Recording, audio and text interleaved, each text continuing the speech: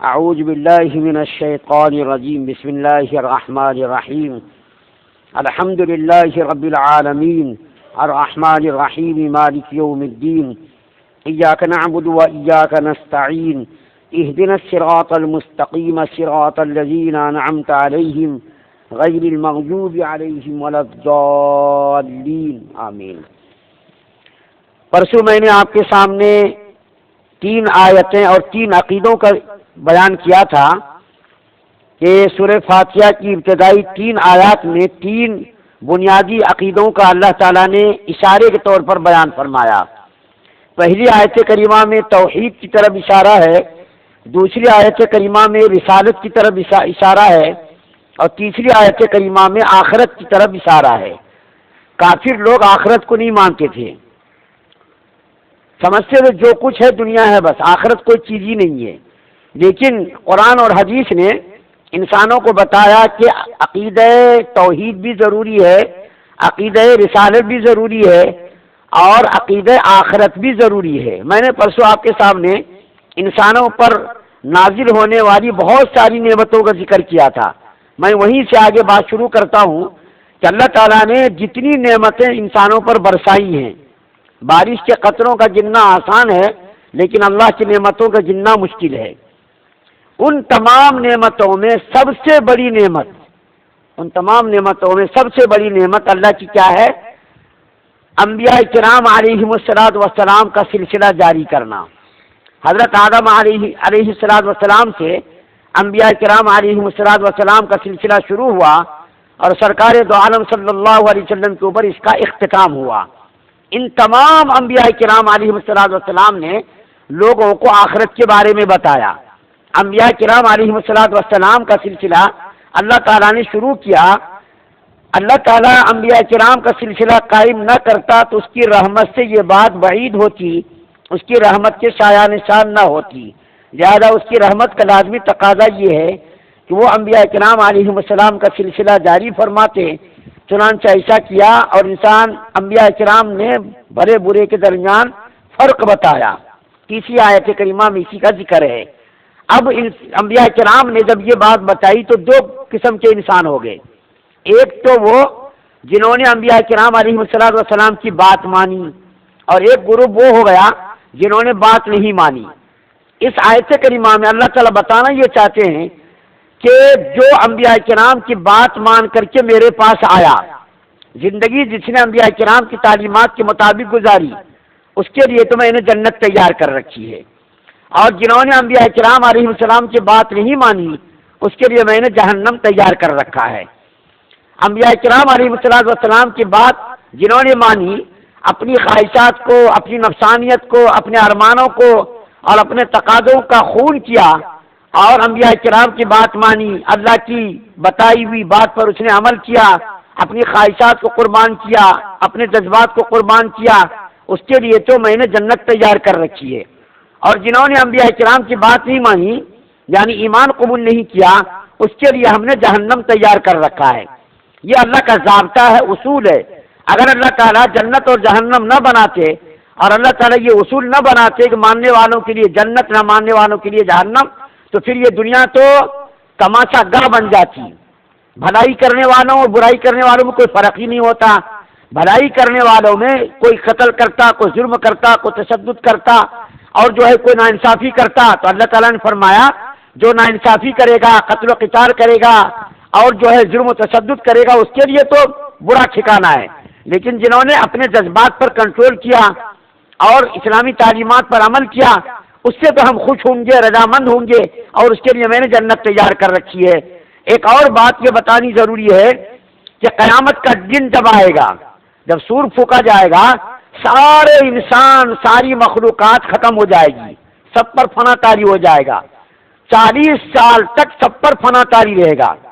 40 سال کے بعد پھر سے اللہ تعالیٰ جب سور پھکوائیں گے اور انسان جب زندہ ہوگا تو اللہ تعالیٰ قیامت کے دن فرمائیں گے، خود بخود کہیں گے لمن الملک، آج کی حکومت کس کی ہے؟ آج کون شہنشاہ ہے؟ دنیا کے اندر تم اپنی حکومت پر، تم اپنے اقتدار پر، اور تم اپنے عہدوں پر، تم اپنی دولت پر، تم اپنی شان شوکت پر اور تم منصب پر اتراتے تھے، آج کس کی حکومت ہے، آج کا بادشاہ کون ہے، تو وہاں کون جواب دے گا؟ اللہ کے سامنے کس کی ہمت ہوگی؟ تو اللہ تعالیٰ خود جواب دیں گے، لمن الملک، یہ اللہ فرمائیں گے آج کی حکومت، آج کی شہنشاہی، آج کا بادشاہ کون ہے؟ کوئی جواب نہیں دے گا۔ پھر اللہ خود فرمائیں گے للہ الواحد القہار، آج کی حکومت، آج کی بادشاہی، آج کی شہنشاہی صرف اللہ وحدہ لا شریک کے لیے ہے جو غالب ہے۔ پھر اللہ تعالیٰ یہ جگہ فرماتے ہیں کافروں کے لیے افحسبتم انما خلقناکم عبثا وانکم الینا لا ترجعون، کیا تم نے دنیا کو بیکار سمجھ رکھا ہے؟ دنیا کی زندگی کو تم نے عبث سمجھ رکھا ہے؟ نہیں، یہ دنیا کی زندگی عبث نہیں، بلکہ یہ امتحان گاہ ہے، تم کو لوٹ کر کے جانا آخرت کی طرف۔ ایک جگہ اللہ تعالیٰ اور فرماتے ہیں کما بدأنا اول خلق نعیدہ، کہ جیسا تم ماں کے پیٹ سے پیدا ہوئے تھے، ماں کے پیٹ سے کیسا پیدا ہوتا؟ آدمی کے جسم پر ایک بارش کا کپڑا بھی نہیں ہوتا، بالکل ننگا ہوتا۔ اسی طریقے سے قیامت کے دن بھی انسان کے پاس کچھ بھی نہیں ہوگا۔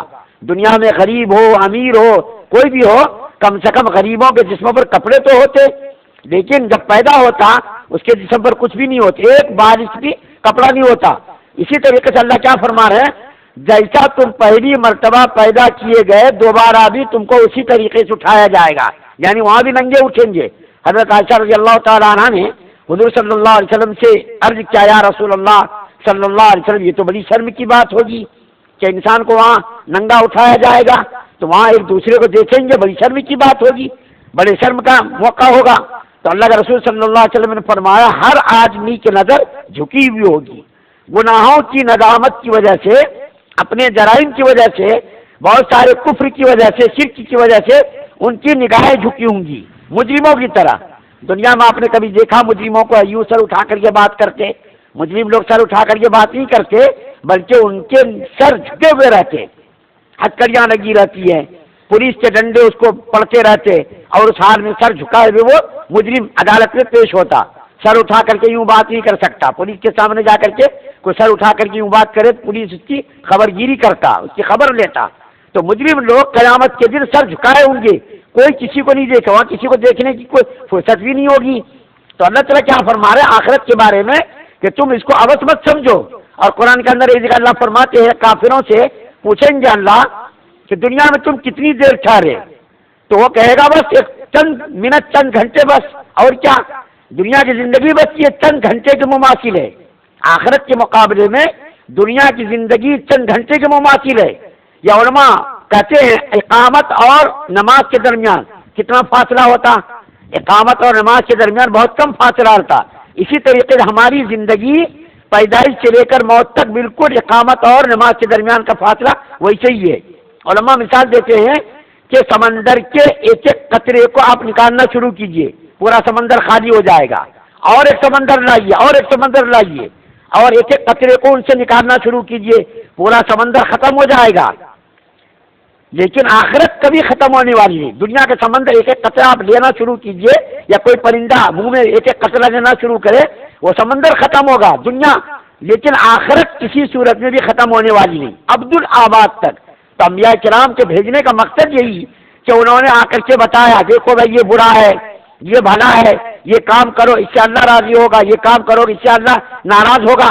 اگر آخرت اللہ نہ رکھتے تو پھر تو یہ تو کوئی فائدہ نہیں ہوتا، نماز پڑھنے سے کوئی فائدہ نہ ہوتا، روزہ گرمیوں میں 15 گھنٹے تک، ابھی ہم نے دیکھے نیند کو قربان کیا، کتنے سارے لوگوں کو اٹھنے کی طبیعت نہیں چاہ رہی تھی، کتنے سارے لوگوں کو بیماری وجہ سے نیند نہیں آتی، بیچاروں نے نیند کو قربان کیا، اتنی گرمیوں میں روزہ رکھا، کتنے سارے لوگ حج کرنے کے لیے گئے، کتنے سارے لوگ اپنے مال کی زکات نکالنے، دل پر جبر کر کے اللہ کا حکم ایسا کرنا چاہیے۔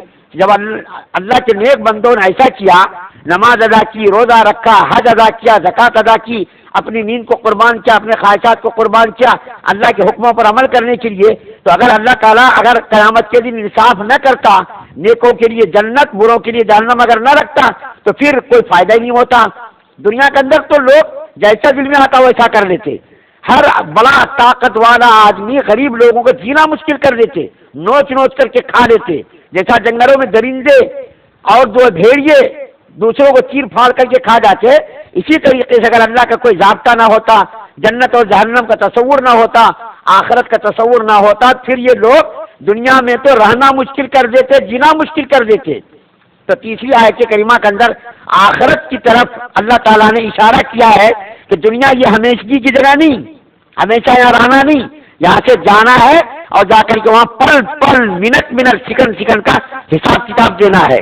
چنانچہ اللہ کے رسول صلی اللہ علیہ وسلم نے فرمایا قیامت کے دن جب تک آدمیوں سے 5 قسم کے سوالات نہ کیے جائیں گے اس وقت تک کسی کا قدم نہیں ہٹے گا، اپنی جگہ سے نہیں ہٹے گا آدمی۔ 5 قسم کے سوالات کیے جائیں گے۔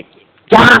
ایک تو تم نے اپنی عمر کو کس چیز میں صرف کیا، دوسرا یہ کہ تم نے جوانی کو کہاں کہاں خرچ کیا، اچھے کاموں میں، غلط کاموں میں، خدا کی فرمانی میں یا خدا کی نافرمانی میں، دوسرا یہ کہ تم نے مال کہاں سے کمایا، تیسرا یہ کہ تم نے کہاں خرچ کیا، اور چوتھا تم نے جو کچھ علم حاصل کیا، جو کچھ تم کو معلوم ہوا اس پر تم نے کتنا عمل کیا۔ تو بڑے کئی آیت کریمہ میں آخرت کی طرف اشارہ ہے۔ انشاءاللہ بقرعید کے بعد تفسیر کا آغاز ہوگا۔ اس درمیان میں جو وقفہ ہے، جو یہ دن ہے، کل کا روزہ، عرفات کا روزہ، بہت بڑا روزہ، جس کو اللہ توفیق دے وہ رکھے۔ ہر اس مہینے کے 9 روزوں کی قیمت ایسی ہے، ایک ایک روزے کی قیمت 1 سال کے روزوں کے برابر ہے۔ اللہ جس کو بہت سارے لوگ کالج میں میں نے دیکھا بچوں نے روزہ رکھا 1 تاریخ سے، کئی بچوں نے پوچھا روزے کا کیا حکم ہے۔ بہت سارے بچوں نے بھی روزہ رکھنے کے ارادہ کیا، پوچھا مجھے صاحب کل روزہ رکھنا چاہتے ہیں، پرسوں کا روزہ۔ بہت سارے لوگوں کو اللہ نے توفیق دی۔ اگر کسی کو توفیق دی کل جو ہے روزہ رکھے آدمی، بہت بڑا روزہ ہے یوم عرفہ، کل حاجیوں کا حج مکمل ہوگا۔ اللہ تعالیٰ سے دعا ہے کہ اللہ تعالیٰ تمام مسلمانوں کو مکمل شریعت مطہرہ پر عمل پیرا ہونے کی توفیق عطا فرمائے۔ سبحان اللہ و بحمدہ، سبحانک اللہم و بحمدک۔